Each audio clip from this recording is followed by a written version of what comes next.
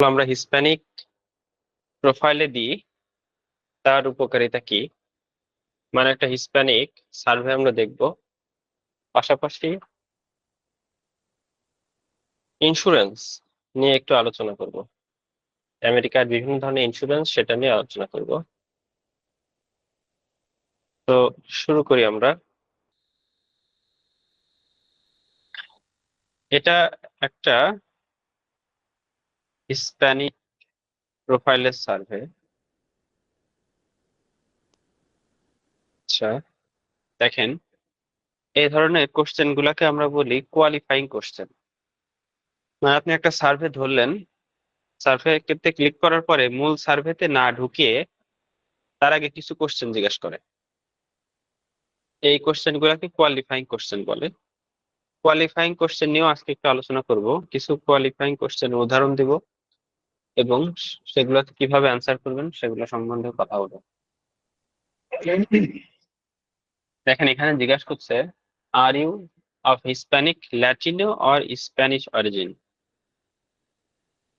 এখানে আমরা যদি নো অথবা নট অফ হিস্প্যানিক এটা দিই, তাহলে এই যে সার্ভেটা দিবে এই সার্ভেতে আমাকে আর নিয়ে যাবে, কারণ এটা স্প্যানিশ বা হিস্প্যানিকদের জন্যই এই সার্ভেটা মূলত। আর সেটা আমরা সার্ভে দেখলেই বুঝতে পারবো। তো এখানে আমরা কি দিব, দেখেন এখানে কিন্তু হিস্প্যানিক অথবা এই যে ল্যাটিনো স্প্যানিশদের আরো অন্য অনেক ইয়ে আছে, দেশ আছে। যেমন কিউবান অথবা আর্জেন্টাইন, এনাদেরকেও কিন্তু ল্যাটিনো বলা হয়, হিস্প্যানিক বলা হয়। তো আমরা এখানে মেক্সিকান দিব, যেহেতু আমরা ধরে নেব যে আমরা মেক্সিকোর অধিবাসী, আমেরিকায় এসে বসবাস করি, অথবা বাবা মার কেউ একজন মেক্সিকান। তো আমরা এটা দিব হলো মেক্সিকো। আচ্ছা, তারপরে দেখেন এইগুলাও কোয়ালিফাইং কোশ্চেন।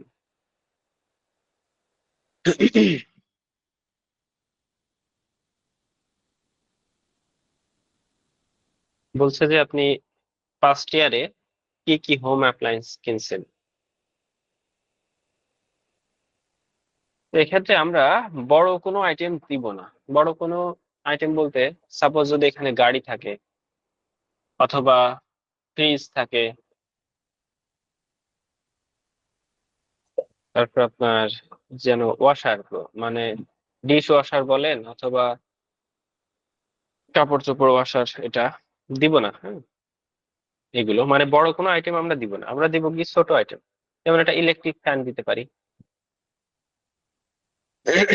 তারপরে আপনার হেয়ার ড্রায়ার, ওভেন, এগুলা দেওয়া যায়, কিন্তু বড় কোনো আইটেম আমরা দিব না। আচ্ছা, এখন বলছে দেখেন যে আপনার কোন ইলেকট্রনিক্স পণ্যগুলো আপনার আছে।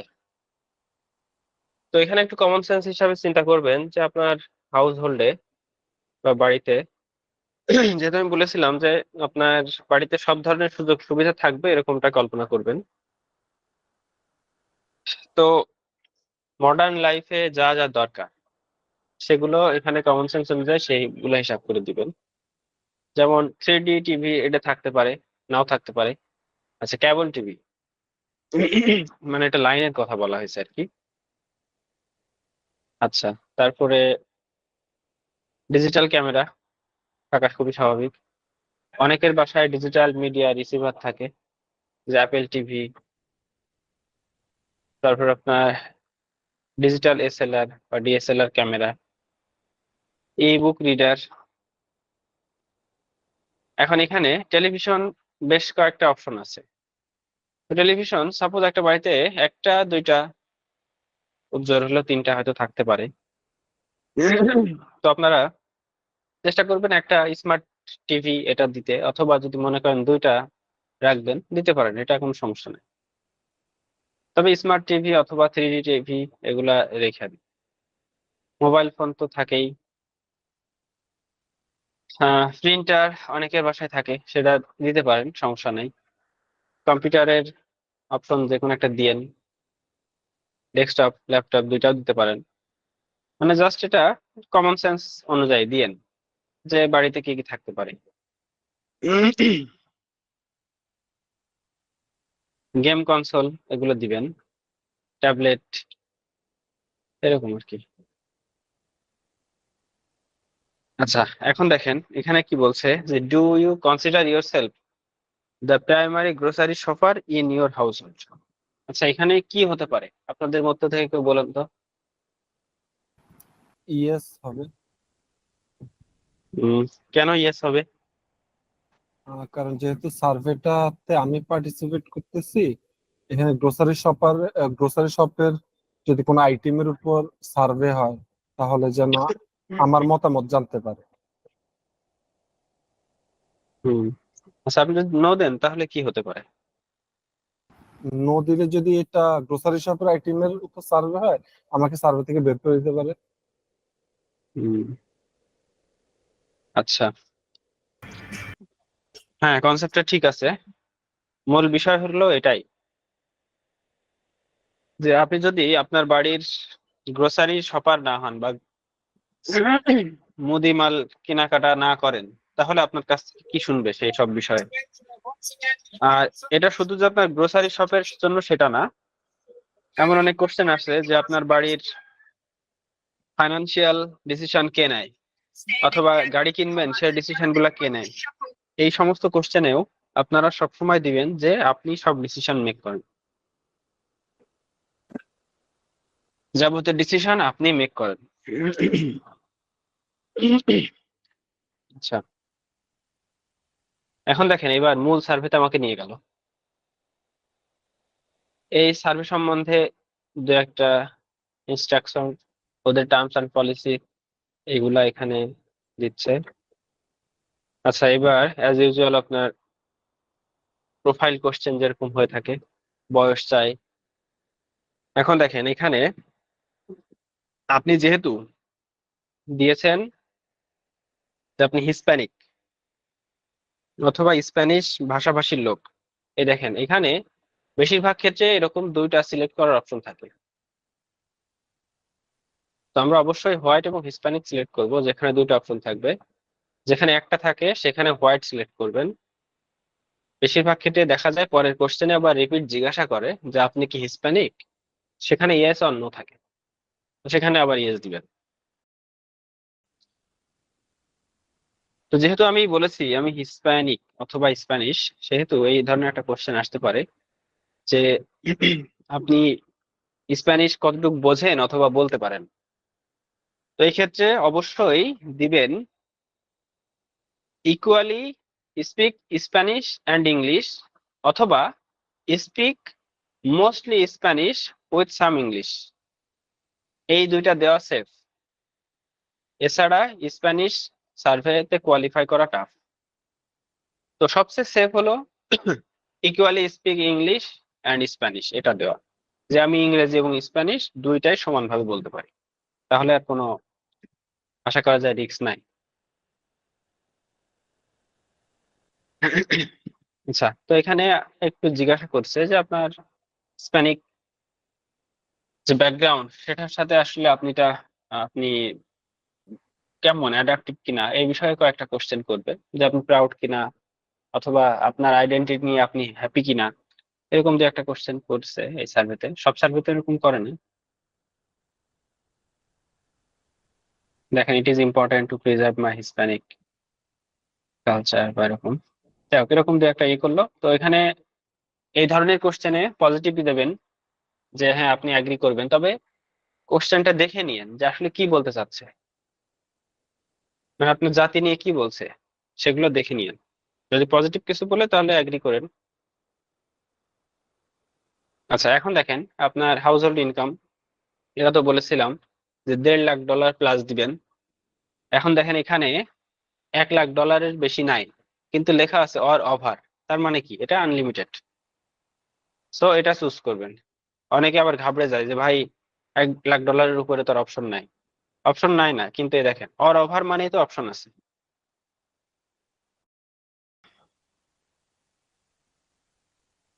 আচ্ছা, এখানে একটু বলেই আসলে সার্ভেটা মূলত ছিল পিএনসি নামে আমেরিকার একটা ব্যাংক আছে। Leading bank.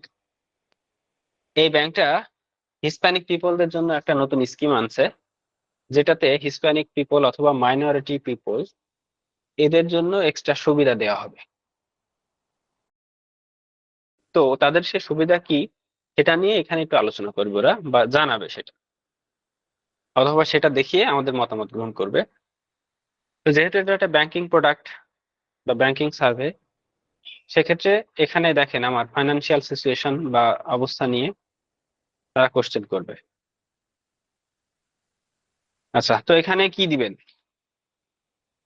এখানে সাধারণত আমরা ক্রেডিট কার্ড মাস্ট দিব, checking account, saving account, home loan public mortgage.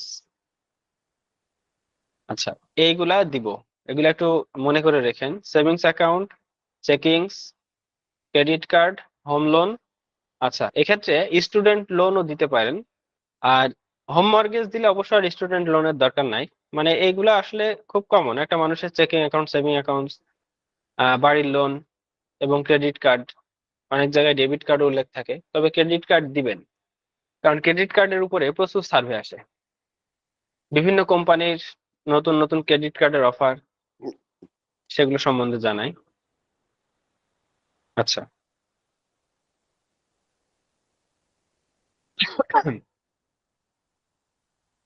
এখন দেখেন নেক্সট কোশ্চেন আসবে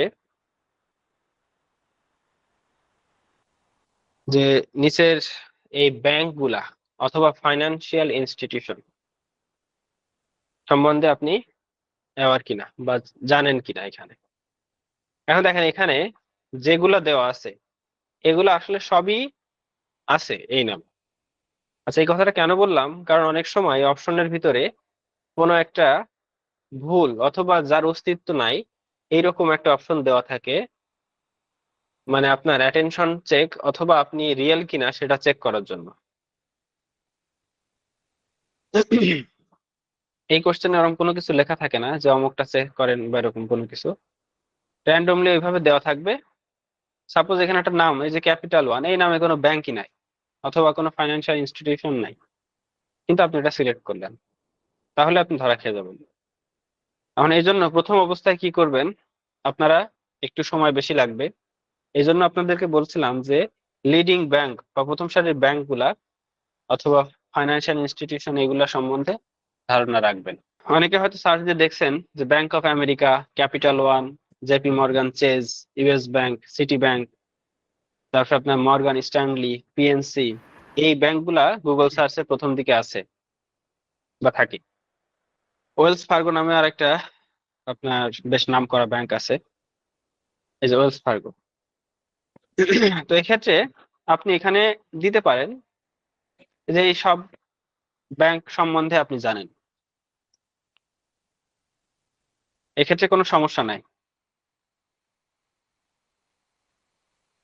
আর সবসময় একটা জিনিস চেষ্টা করবেন, সেটা হলো অপশনের প্রথমটা একটু সার্চ দিয়ে দেখবেন, যদি সেটার অস্তিত্ব থাকে তাহলে প্রথমটা সবসময় চুজ করার চেষ্টা করবেন।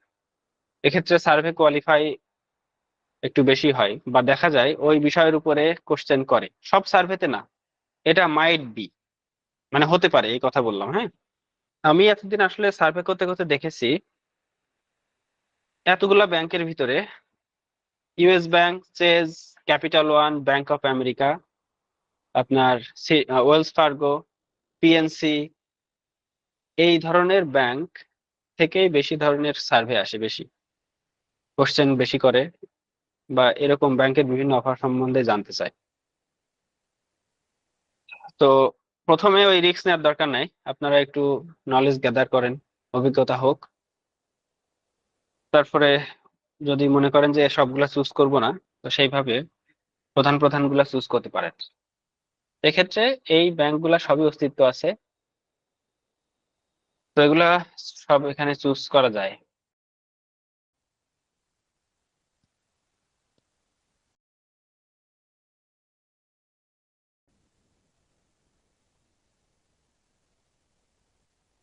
আচ্ছা, এখন আপনারা কিন্তু সব প্রথমে দেখে নিবেন যে আসলে এই নামে কোনো ব্যাংক আছে কিনা, প্রত্যেকটা সিলেক্ট করার আগে। আর একবার তো একবার সার্চ দিয়ে দেখলে মনে হয় পরবর্তী এরকম কোন সার্ভে আসলে আর সেখানে সার্চ দেওয়া লাগবে না নতুন করে, মাথায় থাকবে এটা আশা করা যায়। এখন দেখেন এটা স্পেসিফিক জিজ্ঞেস করছে যে পিএনসি ব্যাংক সম্বন্ধে আপনার ধারণাটা কি। তো এক্ষেত্রে সামহাট পজিটিভ অথবা পজিটিভ দিয়েন। এখানে নিউট্রাল অথবা নেগেটিভ দিলেও কোনো সমস্যা নাই।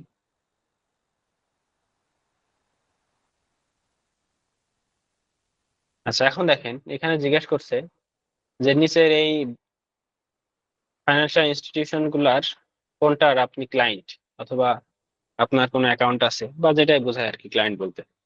তো এক্ষেত্রে প্রথম সারির 2-3টা ব্যাংক আপনারা সিলেক্ট করবেন। Wells Fargo, Capital One, Bank of America, অথবা চেজ, জেপি মর্গান চেজ, এটা পিএনসি, ইউএস ব্যাংক। এগুলা প্রথম সারির, এখান থেকে 2-3টা ব্যাংক সিলেক্ট করেন।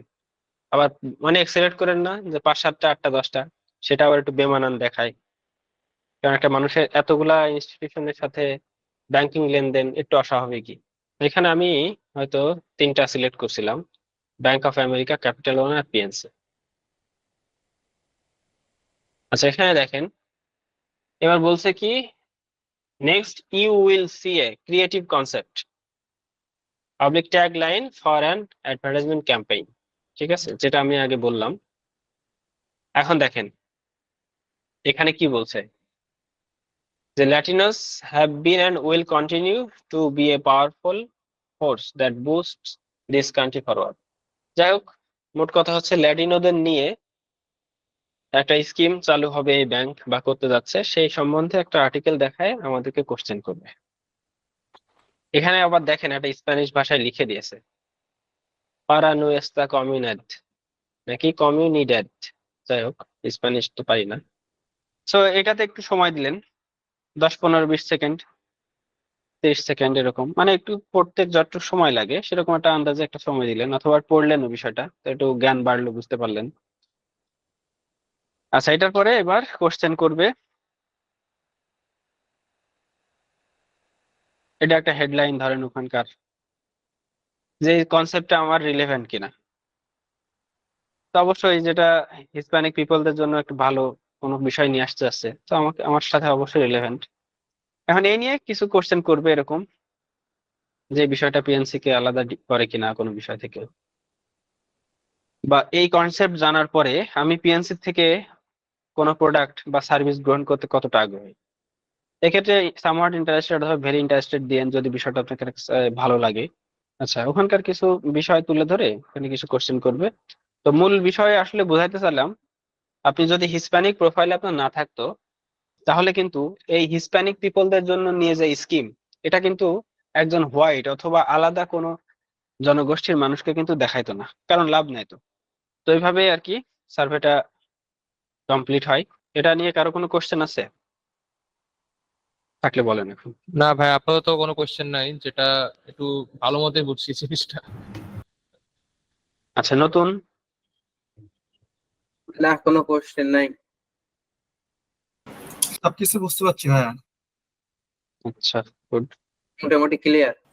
আচ্ছা ইন্স্যুরেন্স নিয়ে আলোচনা করব। ইন্স্যুরেন্স, আপনারা তো এমনি সার্চ দিয়ে কি পাইছেন ইন্স্যুরেন্স সম্বন্ধে একটু বলেন তো।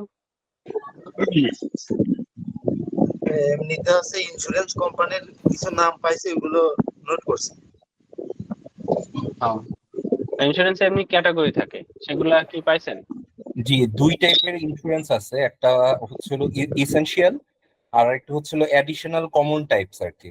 সো ইসেনশিয়াল টাইপস এর ভিতর আছে লাইফ ইন্স্যুরেন্স, আছে হেলথ ইন্স্যুরেন্স, তারপরে হুম, আছে হচ্ছিল অটো অটো ইন্স্যুরেন্স যেগুলো গাড়ির জন্য করে, হোম জি। ওনার্স ইন্স্যুরেন্স আছে, আর এডিশনাল ইন্স্যুরেন্সের ভিতরে আছে লং টার্ম ডিসেবিলিটি, তারপর ডেন্টাল এন্ড ভিশন ইন্স্যুরেন্স আছে, তারপর ফ্লাড ইন্স্যুরেন্স, হুম। আমব্রেলা ইন্স্যুরেন্স, পেট ইন্স্যুরেন্স, এই ধরনের অনেক মানে বিজনেস ইন্স্যুরেন্স এরকম অনেক ধরনের পাইছি। রাহাত ভাই, রাহাত রেজা ভাই, আহ, আমার মনে হয় যে উনি একটা সম্যক ধারণা পেয়েছেন বা ইন্স্যুরেন্স সম্বন্ধে। উনি যেগুলো বললেন এই সব প্রোডাক্টে বা এই সব বিষয়ে আর কি ইন্স্যুরেন্স হয়। আচ্ছা তবে আমরা মূলত ইন্স্যুরেন্সকে ভাগ করি বা করব আপনার অটো ইন্স্যুরেন্স, হেলথ ইন্স্যুরেন্স আর হোম ইন্স্যুরেন্স।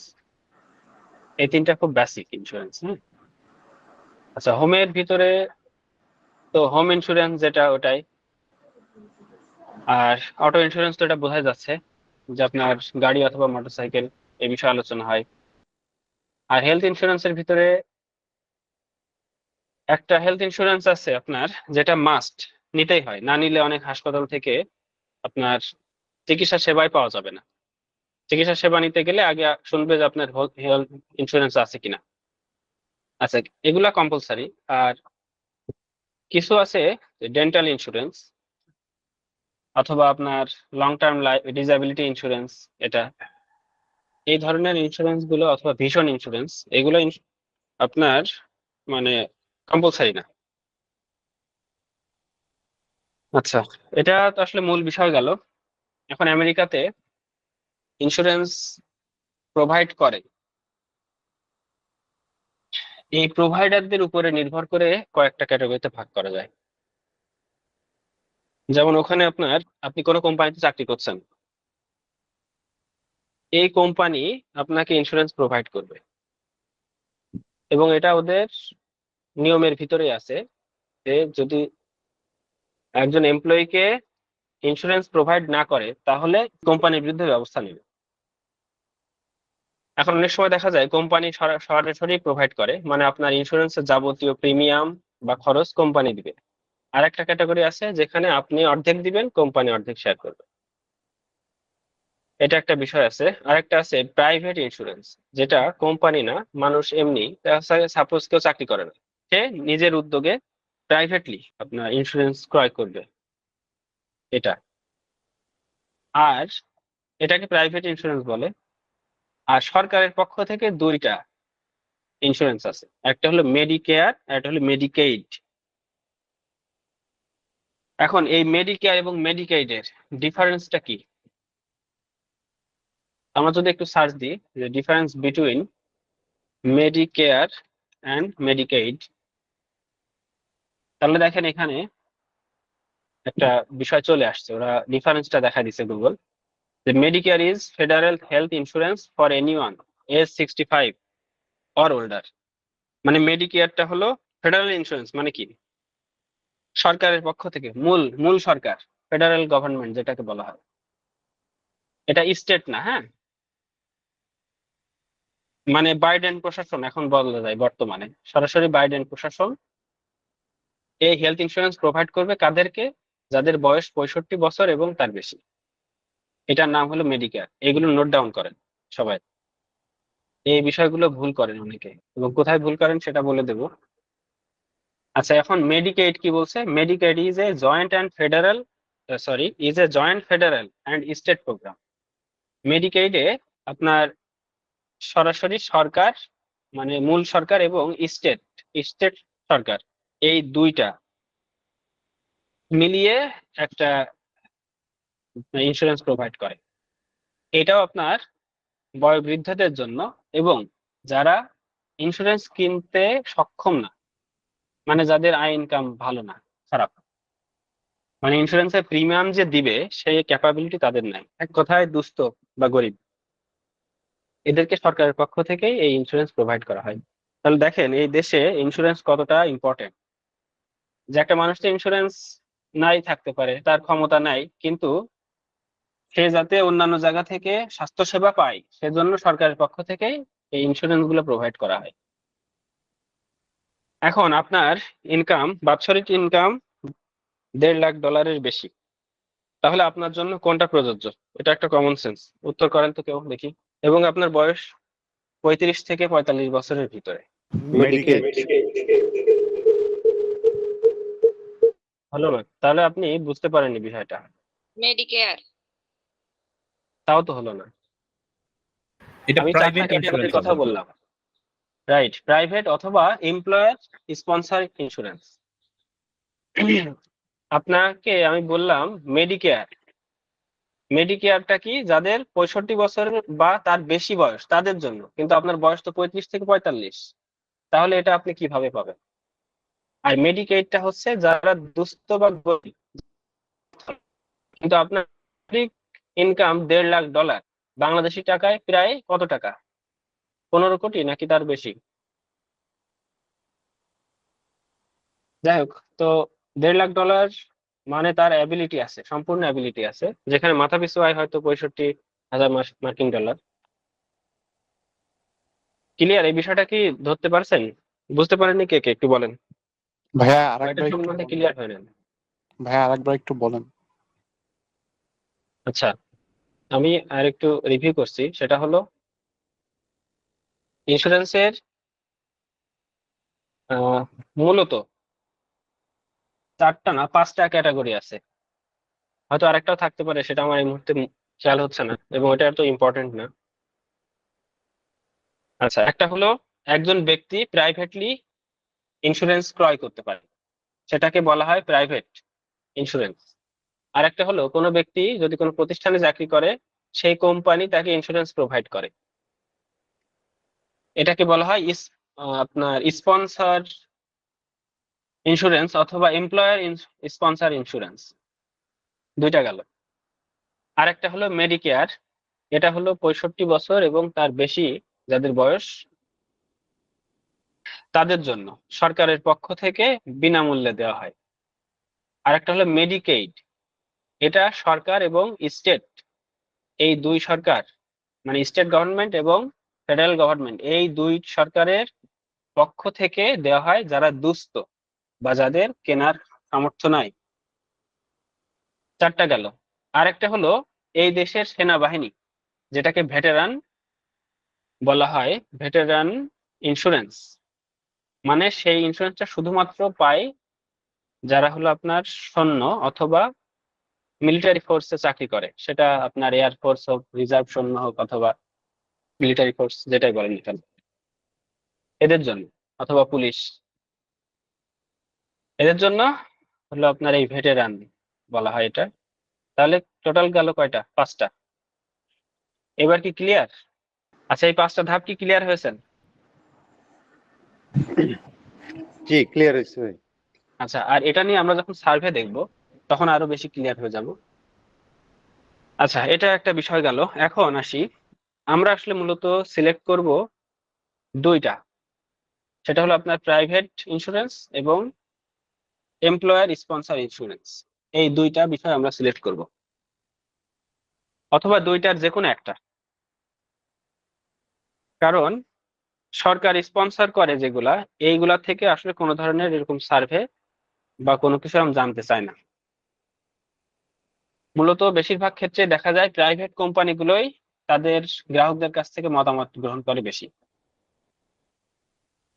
সো এখানে আমরা প্রাইভেট কোম্পানির স্বার্থ আছে যে দুইটা বিষয়ে, যেমন আপনার প্রাইভেট ইন্স্যুরেন্স যদি আপনি ক্রয় করেন, তাহলে নিশ্চয়ই একটা প্রাইভেট কোম্পানি থেকে ক্রয় করবেন, অথবা ইন্স্যুরেন্স প্রোভাইডার যে প্রাইভেট, তার কাছ থেকে নেবেন।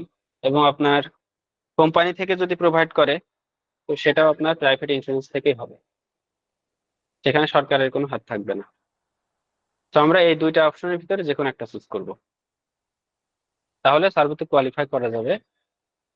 আদারওয়াইজ আপনারা যদি মেডিকেয়ার অথবা মেডিকেইড দেন, এই ভ্যাটেরান দেন, তো এগুলোতে সার্ভেতে কোয়ালিফাই করায় না। আচ্ছা, এখন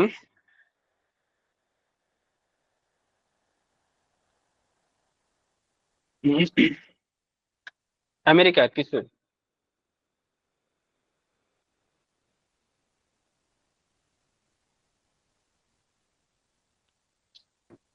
ইন্স্যুরেন্সের নাম দেখেন এখানে, এইভাবে গুগল সার্চ করলে কিন্তু আপনারা পেয়ে যাবেন। দেখেন এখানে অনেকগুলো আছে। আচ্ছা, এর ভিতরে টপ নচ যেগুলা, Allstate, Nationwide, Travelers, Progressive, State Farm, USAA, Farmers, তারপরে যে গেইকো, আমেরিকান ফ্যামিলি ইন্স্যুরেন্স, এটাও, এইগুলো আপনার প্রথম সারির ইন্স্যুরেন্স প্রোভাইডার।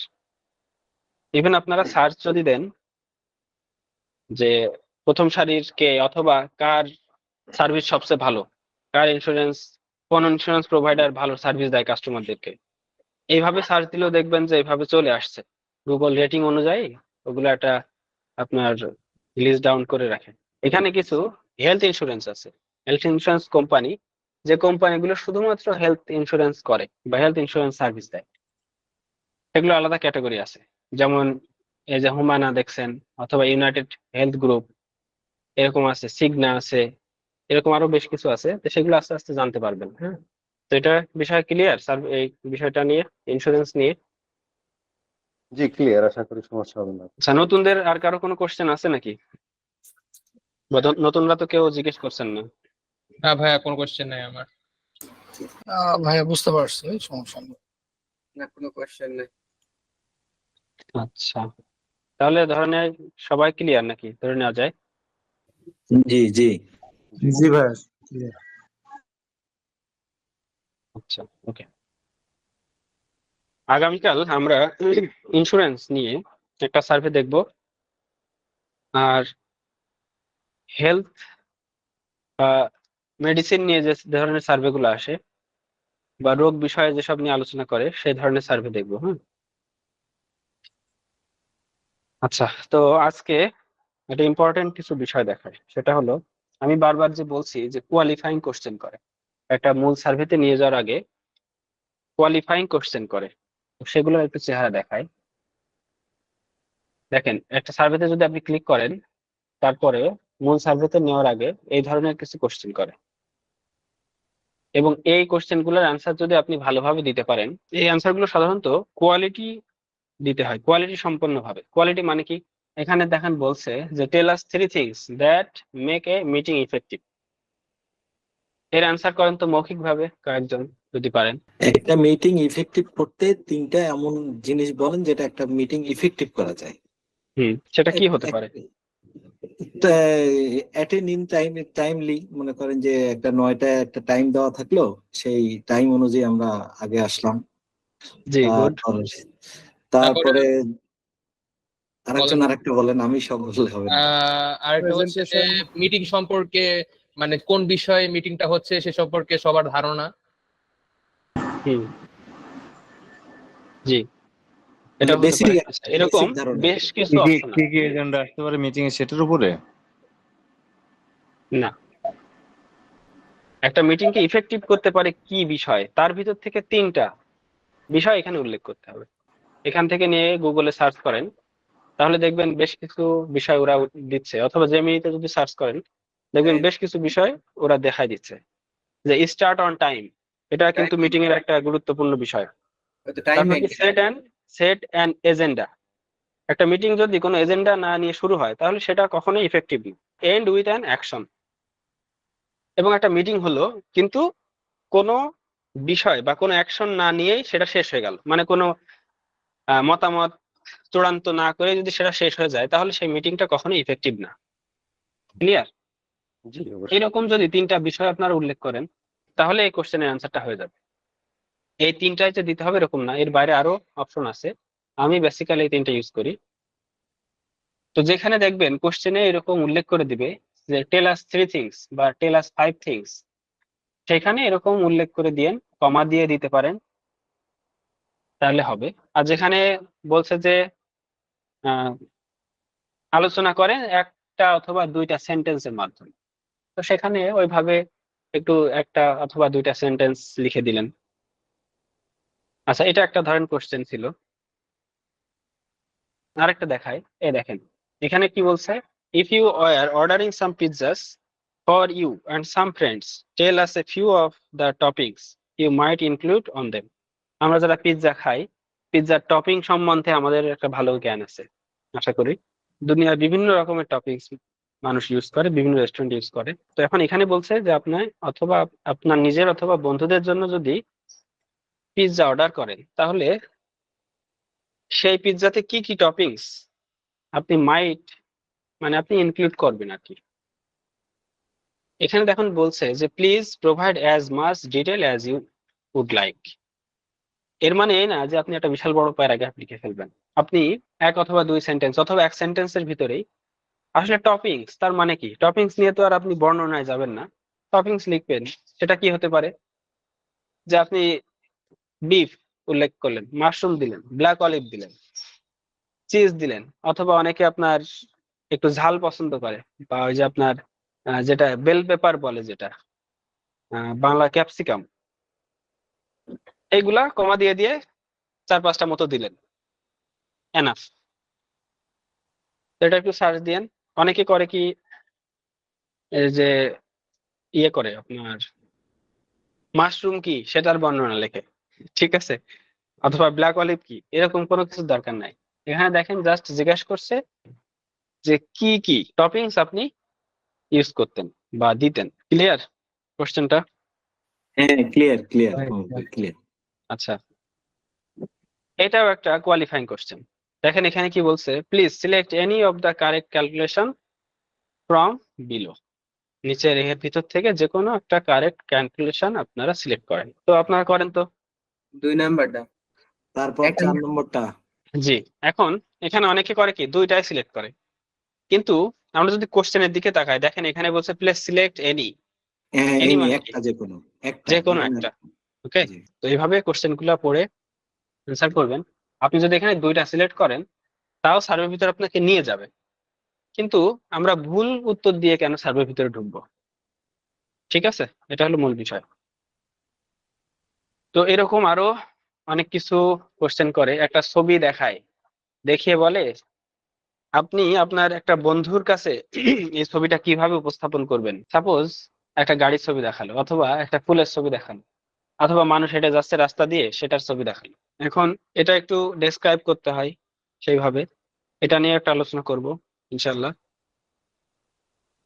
তো এই ছিল আজকে আলোচনা, আজকে আর কথা বলবো না।